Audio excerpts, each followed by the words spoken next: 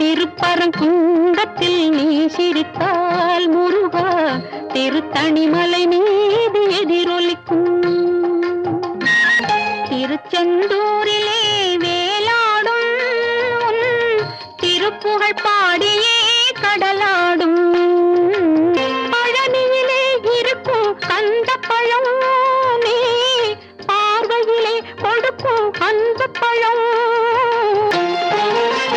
சிறப்புடனே கந்த கோட்டம் உண்டு உன் சிங்கார மயிலாட தோட்டம் உண்டு.